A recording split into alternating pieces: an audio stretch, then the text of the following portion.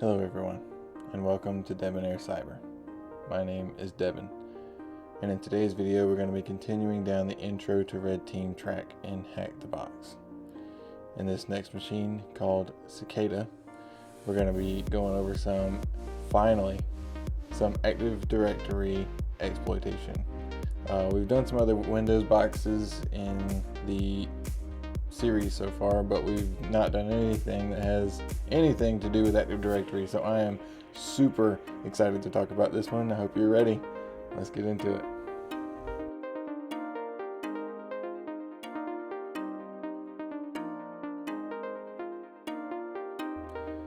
Okay, and with all that out of the way, I think we are ready to get started here. We have our machine pulled up, Cicada. I'm going to click to copy this IP address, and we're going to bring it over here into our virtual machine.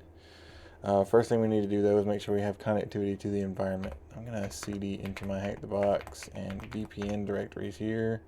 Sudo open VPN and my lab file. You can download yours from Hack the Box if you haven't already. I'm going to enter that sudo password, and in Kali we can see our internal IP come up in the top right, confirming that we have VPN'd successfully. I'm going to back out of this, and we're going to make a folder structure for this machine. So I'm going to make directory, use the P flag to specify multiple directories, Cicada and nmap, and we're going to move into both of those. Okay, with that we're going to kick off a quick nmap scan all ports. Going to use the capital T flag here to make this a little bit quicker. No ping, and we're going to paste in, and we're going to put in that IP address. There we go, and we're going to let that run. Okay, that scan took a few minutes to come back to us, but we can see here that we have a ton of ports open on this machine. Some pretty dead giveaways that we're dealing with some sort of domain controller here. 53 with it running DNS services. Kerberos we can see on 88. We got remote procedure call on 135, LDAP on 389, SMB. These are all common services in an Active Directory environment specifically. So when you see these types of things, 53, 88, 389, 445, it's pretty safe to say you're dealing with some kind of domain controller. So since we have so many ports to enumerate here, it will be a little bit tedious to manually go through and add each one of these into an nmap command. So what we can do is actually run that through this little script here that is going to actually set a ports variable and basically run the same scan that we just did, a little bit faster with the min rate there. Grep out the portions of that scanned that we need and trim it down to where it is just the ports, and then we can feed those ports into the -p in the following command. The only edit that I want to make here is to add sudo on that next command. So we're going to copy this, make sure you have pasted your IPs correctly. I can put the this script in the description of the video for you. And we're going to paste those into the terminal. We'll see that the first scan will run, and then it will ask you, since you typed in sudo there, it will ask you for your sudo password when that comes up, if you haven't already entered it in that terminal session. I don't think we've done it in this one yet. Okay, and we're back. We can see that nmap scan has finally wrapped up here. So here we have all this service detection. We can see simple DNS, Kerberos. We can see the server time here, and this can be important. If this is too far off of what your system time is, you will not be able to authenticate to any Kerberos services. That can be important and something to keep note of as you move through future Active Directory boxes. We have LDAP here. Here we can see in this SSL cert that we have the fully qualified domain name, the Cicada DC, cicada.hackthebox, and we will need to add this to our Hetzy hosts file in just a minute. We're going to continue to look through this really quick though. RPC over HTTP. We expect to see this SSL LDAP on 636. Again, we see that, that fully qualified domain name. One other important thing to note here is this SMB2 security mode. We can see that message signing is enabled and required, meaning that we will not be able to do any kind of SMB relay attacks or anything off of this domain controller. Alright, so we have this host name now, so we can echo the IP 10.10.11.35 cicada.htb, and we can pipe that into sudo t-a. Don't forget the -a to append. You don't want to erase your etc host file but accidentally, and then we can put that into etc hosts, and we've already entered that sudo password in this session, so we don't need to for that one.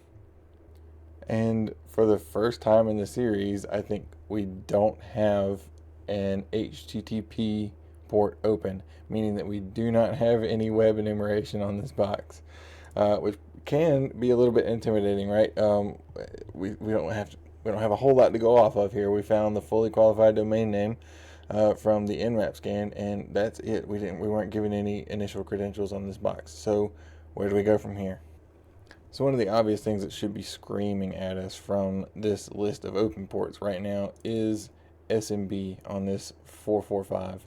So we can fire up one of my favorite tools, crackmap.exec. So here we have this command completely typed out, crackmap.exec. We're going to use the SMB portion of this tool right now. Crackmap has several different protocols that we can play around with, but in this particular case we want to use the SMB. We're going to put in that machine IP and -- shares. Right now we're just concerned with what shares are open on that SMB share. Okay, so we can see the status user session deleted come through. All this really means is that this is not going to let us in without some sort of authentication. Luckily on Windows machines there is a default account. If you go in and use the guest account, sometimes people will forget to disable this account. Sometimes it's enabled for other reasons, and many times it is configured without a password. So let's try that. We can see that it successfully authenticates and spits out a list of shares on this machine. We don't have a whole lot of read permissions on here, but we do have this HR share that looks interesting, that we do have read permissions on. So what we can do from here is use another tool called SMB client, and then 10.10.11.35, the machine IP, and we want to get into the HR share. And we can see here we can read those shares without the HR share without having any kind of authentication. So we can see this notice from hr.txt, and from SMB client we can just use the get command, and we want to type that out. Keep in mind that you do need quotes on this one because there are spaces in the title from hr.txt, and we can see that that get was successful.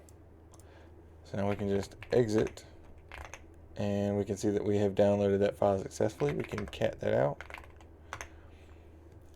Welcome to Cicada Core. Your default password is Cicada, this random garbledy-gook here. So this looks like we have a basic credential for new hires. So now from here, if we can find a list of legitimate user accounts, we can spray this password across all of those users to see if we might be able to successfully authenticate. If someone has had their password reset, or they have a new hire, they have not had the opportunity to reset their password yet, hopefully we can get this password to go through on one of those accounts. But how do we get user accounts? Okay, so to find a list of legitimate users, we have a handful of tools available to us. The one that I want to use in this video is from the Mpacket suite. It is called lookup SID. We can specify our user account here, our guest account, excuse me, cicada.htb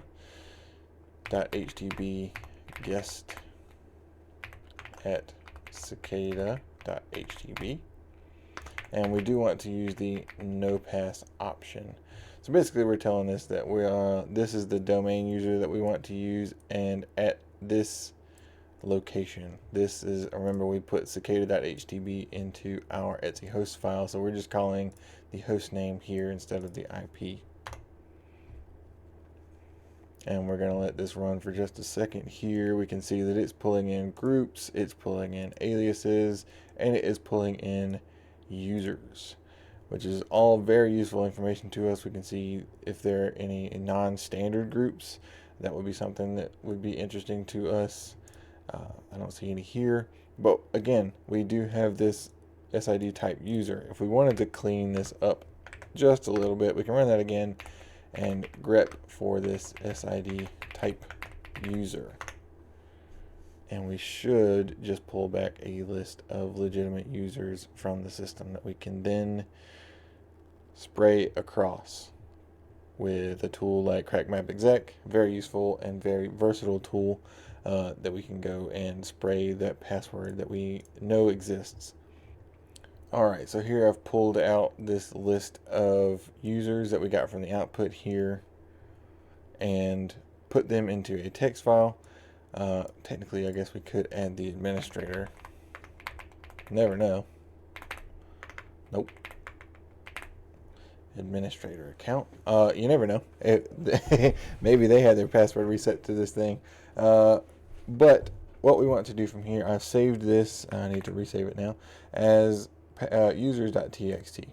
So we can come back over here to our terminal now. We can see that users.txt exists here.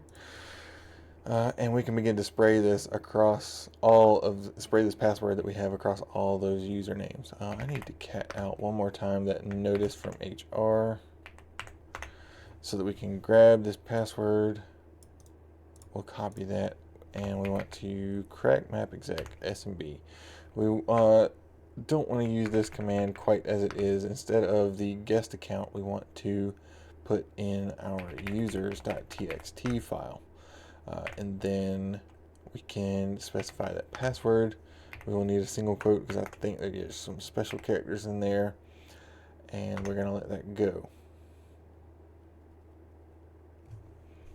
So pretty quickly here we can see that this Michael Wrightson account does successfully authenticate with this password. If we wanted to, we could do something like continue on success,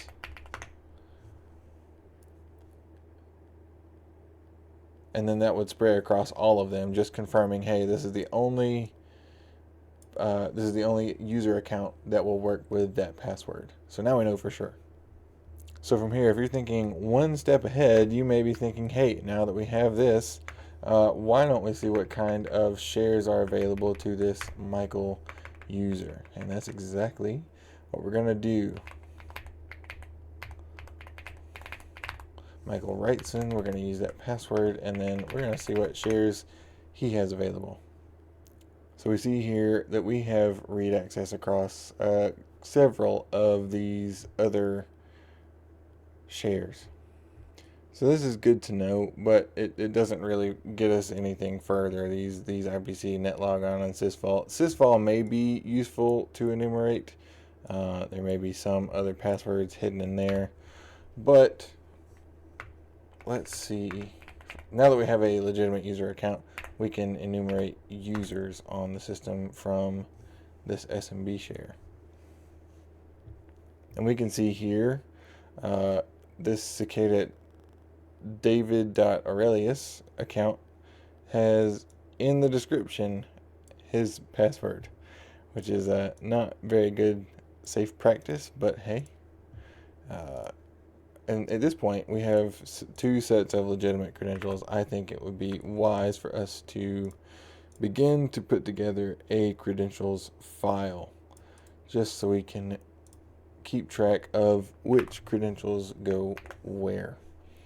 So we have this one, and then we have this long, complex password that they left out in the open for us, and we know that that belongs to this Michael Wrightson user.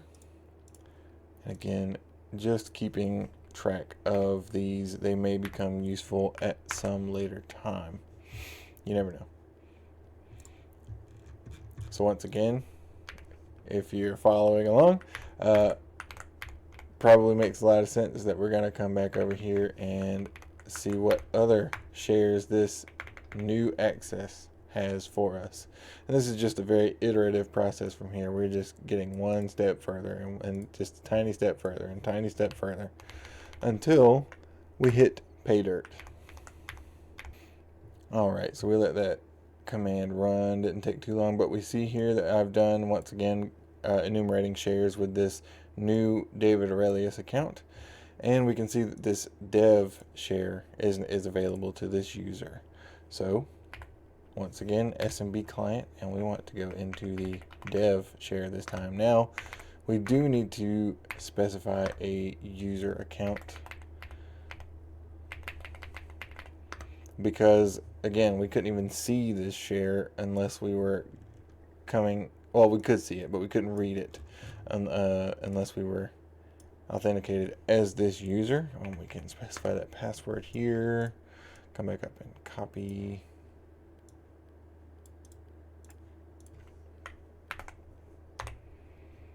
Whoops, these are supposed to be capitals.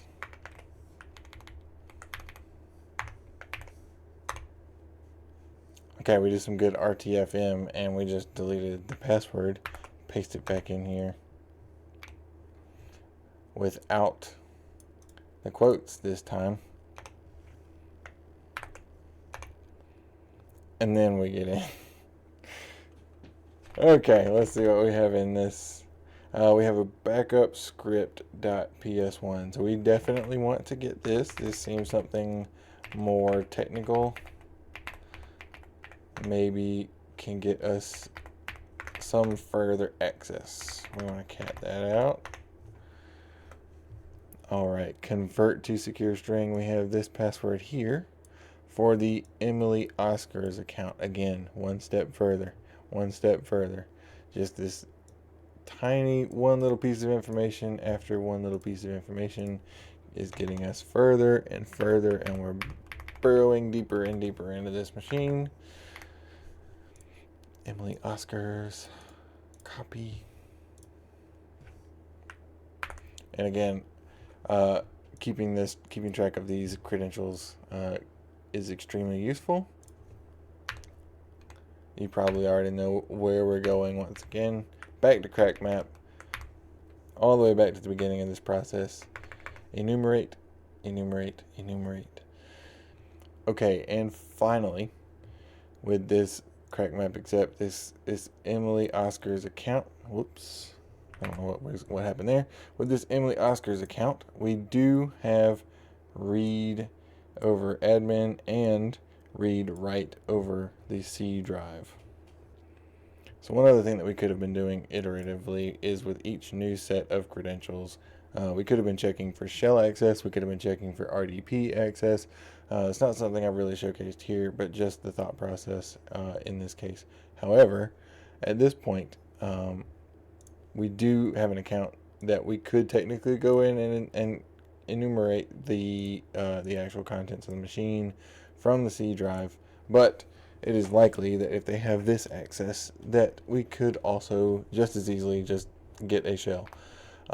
So I like to use evil when rm, and we want to use the user flag Emily.Oscars. Password is going to be this lovely complex password up here that didn't do a bit of good because they left it out in the open. And -I, and we're going to put in cicada.htb. And we can see we have a PowerShell session as the Emily Oscars user. We want to cd into desktop, and we can cat out our user.txt.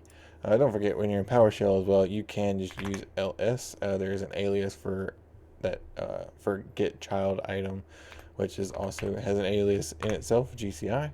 But just fun, useful things that you can do with PowerShell. Okay, just like running ID on the Linux system to see which users, which special groups we might have, or what types of permissions might be available.